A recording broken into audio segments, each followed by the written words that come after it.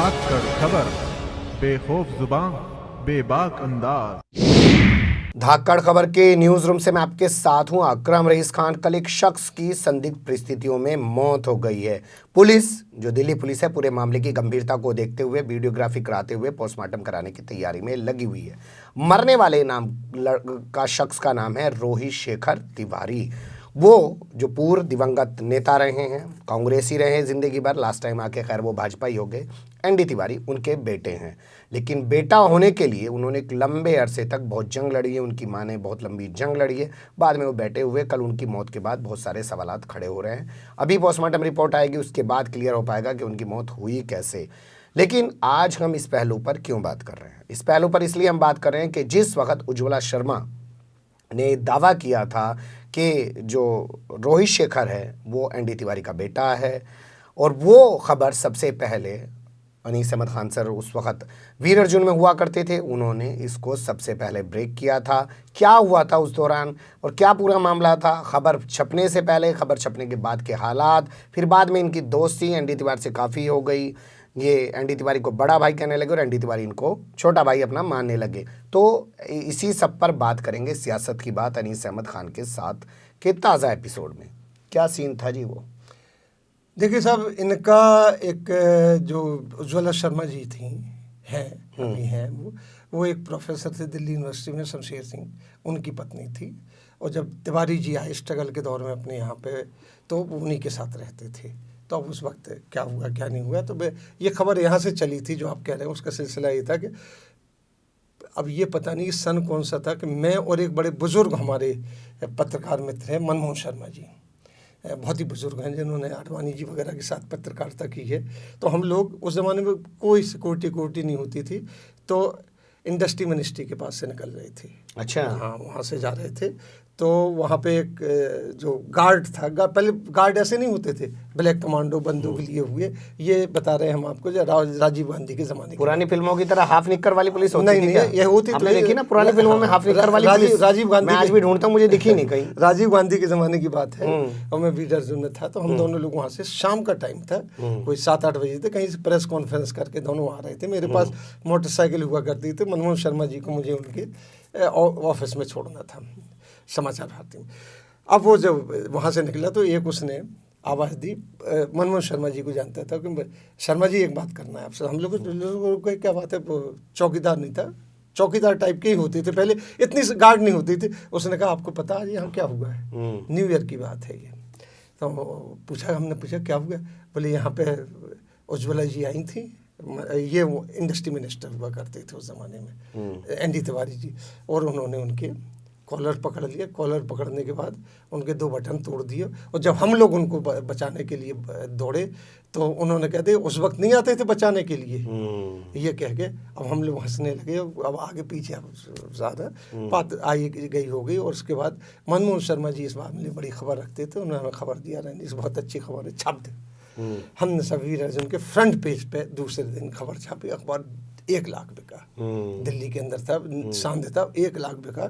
अब इसके बाद साहब हमारे एडिटर साहब ने कहा कि वो तिवारी जी का फ़ोन आ रहा है, वो तुम्हें पूछ रहे हैं। हमने बाई लाइन भी लगा दी उसमें, हमने नहीं लगाई थी, वो हमारे संपादक जो मालिक थे अनिल नरेंद्र, उसमें उन्होंने बाई लाइन टेक दी हमारी कि तुम्हें बाई लाइन से अनीस अहमद खान। अनीस अहमद खान। अब वो फ़ोन है, मैं डर गया। मैंने कहा यार ये आदमी इतना बड़ा वो है, महायसन हो गए, ट्रक दौड़ा दिया। बड़े ताकतवर टाइप के लोग थे।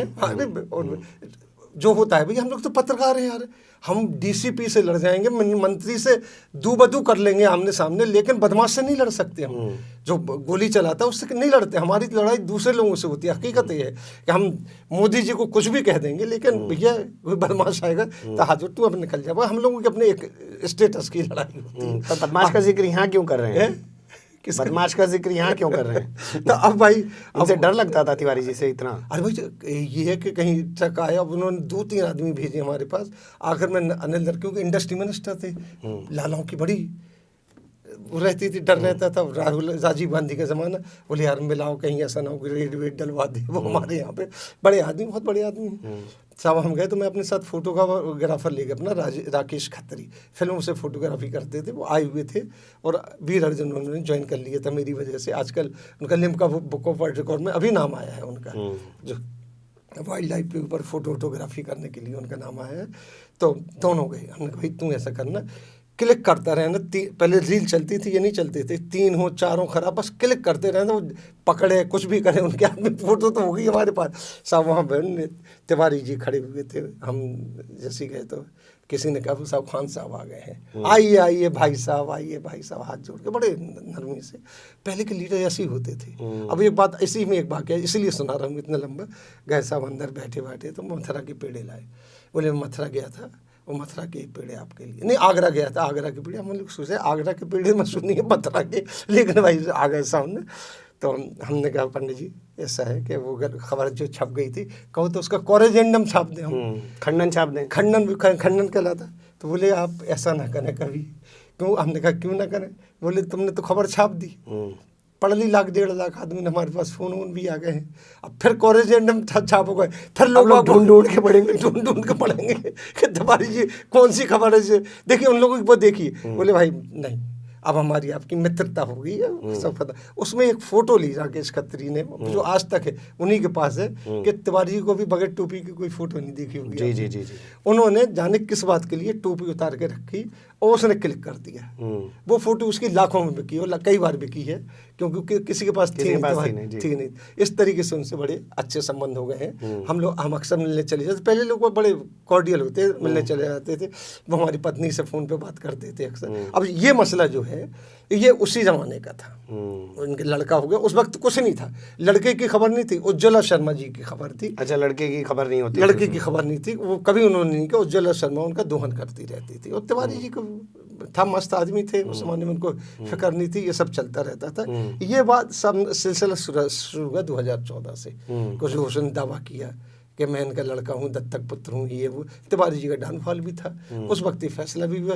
तिवारी जी हालांकि इस मामला डीएनए तक पहुंचा, तो डीएनए तक पहुंचा, डीएनए करा लो, फिर उन्होंने डीएनए दिया नहीं, और ये सब जायदाद का मामला था। इसके पहले भी एक बार बड़ी अद्भुत बात बताऊंगा, जो बहुत कम लोगों को पता होगी, कि इसके पहले कई साल पहले इनकी शादी हुई थी। तिवारी जी की पहली शादी 1955 में हुई थी। डॉक्टर थी, डॉक्टर सुशीला तिवारी थी, जिनको डॉक्टर खुद तिवारी जी भी डॉक्टर साहब कहते थे। उनकी डेथ बहुत पहले हो गई थी। इसके बाद इन्होंने 14 मई 2014 को उज्ज्वला शर्मा से दूसरी शादी की थी इन्होंने, 14 मई 2014 को। हाँ 14 को। इसके पहले केस शुरू हो गया था कि बेटे का झगड़ा वगैरह, तो इन्होंने अपना शर्मा की बजाय फिर तिवारी लिखना शुरू कर दिया था अपने नाम के साथ इन्होंने। तो मतलब अपनी तिवारी जी की आपको उम्र क्या थी उस जमाने पता, जब शादी हुई उज्ज्वला तिवारी जी से?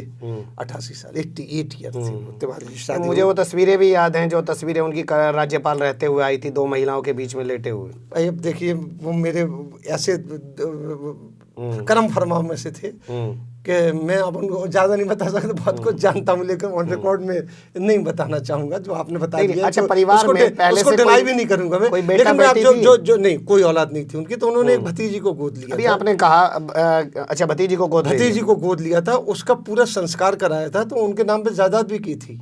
तो ये जो आप कह रहे हैं अभी मामला जो हुआ है, ये रोहित शेखर तिवारी वाला मामला, तो इसमें आप कह रहे हैं प्रॉपर्टी का कुछ लेना देना? यही मैंने देखा, क्योंकि अब तो प्रॉपर्टी इसी को मिली होगी तमाम। भाई देखिए उन्होंने कर दी प्रॉपर्टी, और पहले उनके पास भी है, उनके खानदान वालों के पास, तिवारी जी के असली खानदान, ये तिवारी नहीं है, शर्मा है।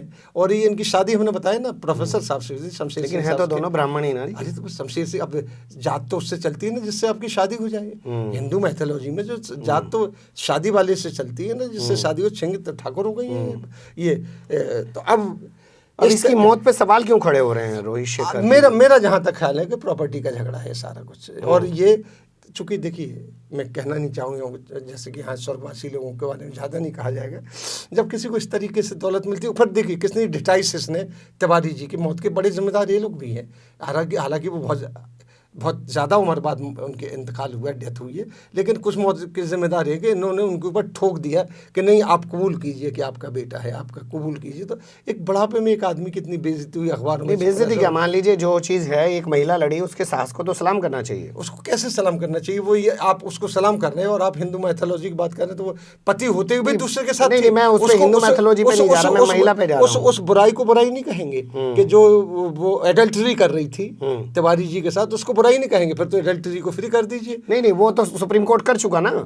नहीं, सुप्रीम खर्चे कोर्ट हो ने अब चुका किया है। है, हाँ। अब किया है, बात उस जमाने की खैर, सर 2014 से पहले की हो मैं रही कुछ है। चीजों को और समझ सुप्रीम रहा हूं। कोर्ट एक ने शख्स सुप्रीम कोर्ट ने कोई अगर जजमेंट दे दिया तो वो ऐसे सामाजिक तौर पर सही नहीं उतर रहा, सही तो नहीं। उसको कैसे मान चलिए, लें? अब एक चीज और समझ लेते हैं थोड़ा सा क्लियर। जो आदमी जिंदगी भर कांग्रेसी रहा, उत्तर प्रदेश का सीएम रहा, उत्तराखंड बन गया, वहां का सीएम रहा, कांग्रेस से राजनीति की शुरुआत की, लास्ट टाइम वो आदमी बीजेपी की तरफ चला गया। एक चीज आपको बताएं, तिवारी जी के जो आखिरी दिन है बड़ी बुरी भी गुजरी, ना वो समझ पाते थे कुछ, ना वो सुन पाते थे।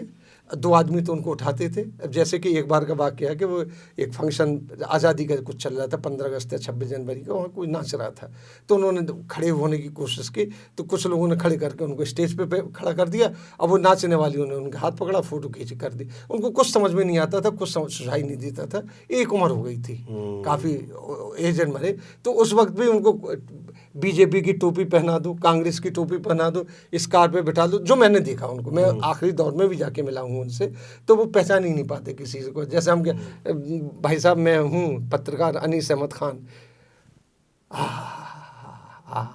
बस ये करते थे। हम श्रद्धा देने के लिए गए थे उनको, एक किस्म से कि हमारे इतने कर्म फरमा रहे हैं। खैर चलिए, बहुत अच्छा आपने बताया। तो आपने वो स्टोरी ब्रेक की, सबसे पहले ब्रेक की थी, कुछ मामला था लगा, उसी के बाद जो मशहूर हुआ था कि उज्ज्वला शर्मा भी इनकी कोई है। हाँ, क्योंकि वीर अर्जुन जो है उस टाइम पे बड़ा अखबार था, बड़े अखबार में शुमार किया जाता था, और आपके आने के बाद तो वीर अर्जुन काफ़ी बड़ा फला फूला, क्योंकि आपने काफ़ी मेहनत उसमें की थी।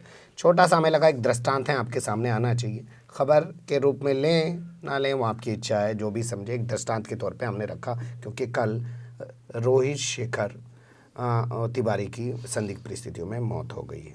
हमारी जो भी जितनी भी नहीं, उनकी माँ कह रही संदिग्ध में है कि जो डीसीपी ये कह रहा है कि वो हार्ट अस्पताल लेकर है, वो अभी क्लियर हो जाएगी। अब वो जो भी है, तो जो भी इसको विवादित, उनकी जो उज्ज्वला शर्मा जी इसको विवादित बनाएंगे, देख लेते हैं अभी जो भी होगा। तो ये खबर थी, हमें लगा कि आपके बीच आनी चाहिए। कमेंट्स के रूप में आप लोग अपनी राय दे सकते हैं। लाइक करने को तो ऐसी खबर को क्या कहा जाए। चैनल को सब्सक्राइब कर सकते हैं, ज़्यादा से ज़्यादा खबरों को शेयर कर सकते हैं। फिर मिलेंगे किसी ऐसे ही उलझते दुलझते मुद्दे के साथ, आपके बीच होंगे हाजिर। फिलहाल अभी हमें इजाज़त।